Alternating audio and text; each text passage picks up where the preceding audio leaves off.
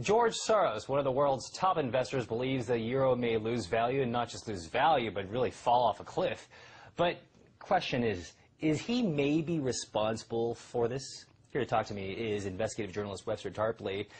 Let's start with this possibility that George Soros might be possibly causing the demise of the euro. It started with a secret meeting. Go ahead and take it away. I think we have now powerful circumstantial evidence that would put any investigator right on the trail.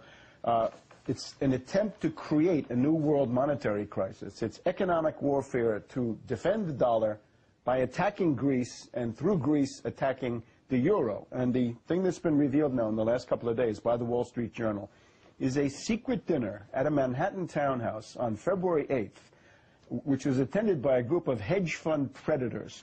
And these sociopaths, over a dinner of filet mignon, planned a speculative attack on Greek bonds and the euro using leverage rates of 20-1. And who was there? Moness, Crespi, and Hart, a boutique investment bank, SAC Capital Advisors, Greenlight Capital, Brigade Capital, and above all, Soros Fund Management. Now, Soros had been preparing the ground, saying he thought that the euro was in danger of falling apart and breaking up.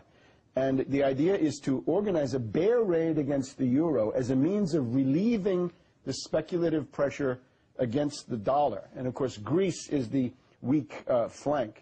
They say that the consensus around this table over the filet mignon, any outcome of the Greek debt crisis is going to be very bad for the euro. And then they go on to say, in this Wall Street Journal account, that as soon as you get Greece going, that's the first domino.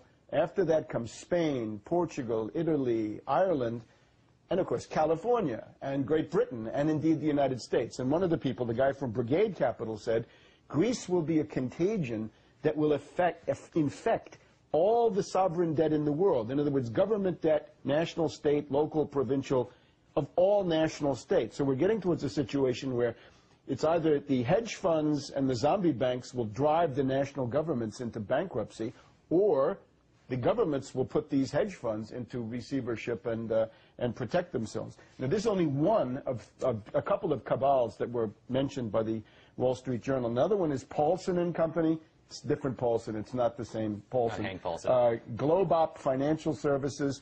And then we have a group of zombie banks, all of them surviving because of U.S. taxpayer money. That would be Goldman Sachs. They couldn't be out of it. Bank of America Merrill Lynch, and Barclays Bank. And remember, they were saved by the U.S. through AIG derivatives payments. So a lot of these people, of course, there to make money, but there's also a political purpose. It's to mask the weakness of the dollar. The dollar reached a low in the first week of December after falling all during the fall at about $1.50, 51 to a euro. Since then, the euro has been losing. So it's a support operation for the dollar. Now, the London Economist and the Wall Street Journal and the Financial Times have all been mocking the Greeks and Prime Minister Zapatero of Spain, who has talked about international speculative conspiracy. They say, look, you guys are paranoid, this is conspiracy theory. But here we have it. What we have in front of us is I think under U.S. antitrust law, this may fulfill the definition of a criminal conspiracy in restraint of trade. And if they were doing this in the U.S. stock market, that would be a pool, and that would be illegal. So I think it's clear that what Greece needs is not austerity, but they need to do things like ban derivatives. They need to outlaw credit default swaps. There's a move now by the AFL-CIO in this country to have a Tobin tax, a 1% tax on derivatives and other forms of paper speculation. And of course, countries where there are independent magistrates, you know, Spain, Italy, maybe some of them are going to get interested in this. The other thing, of course, a bear raid to counter this speculation and maybe punish these speculators for what they're doing. Mr. Tarpley, chock full of information. Thank you so much for joining us again.